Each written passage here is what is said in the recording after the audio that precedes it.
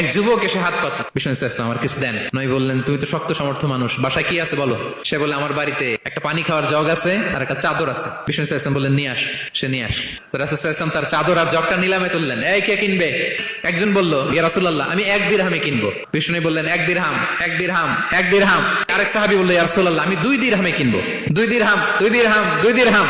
আর বাড়ান। বিষ্ণু ইসলাম তার কাছে 2 দিরহাম দিয়ে বিক্রি করে দিলেন। 2 দিরহাম নিয়ে যুবককে বললেন, নাও, 1 দিরহাম দিয়ে কিছু খাবার কিনে তোমার ফ্যামিলিকে দিয়ে আস। আরেক দিরহাম দিয়ে একটা কুঠার কিনে নিয়ে আস।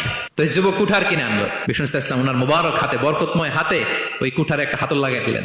এবার বললেন, যাও, এই কুঠার দিয়ে জঙ্গলে যে কাঠ কেটে লাকড়ি বেচে জীবিকা নির্বাহ করো। সামনের 15 দিন আমার সামনে যেন তোমার ঘুরঘুর করতে না দেখি। এবার যারা গেল, 1 দিরহাম দিয়ে ফ্যামিলিতে খাবার দিল, আর লাকড়ি নিয়ে কাঠ কাটতে না কাটতে কয়েকদিনের ব্যবধানে ও 10 দিরহাম কামায় ফেলছে। আস্তে আস্তে আস্তে আস্তে সে স্বাবলম্বী হয়ে গেল। এরপর একবার বিষ্ণু ইসলামের কাছে আসছে। বিষ্ণু ইসলাম তারে বলে, মানুষের কাছে হাত পাতার চেয়ে, দুয়ারে দুয়ারে ভিক্ষা করার চেয়ে তোমার মতো এরকম কাঠ কেটে, জঙ্গলে কাঠ কেটে বাজারে বিক্রি করা অনেক ভালো। আল্লাহু আকবার। এই হচ্ছে বিষ্ণু ইসলামের ক্যারেক্টারিস্টিক্স।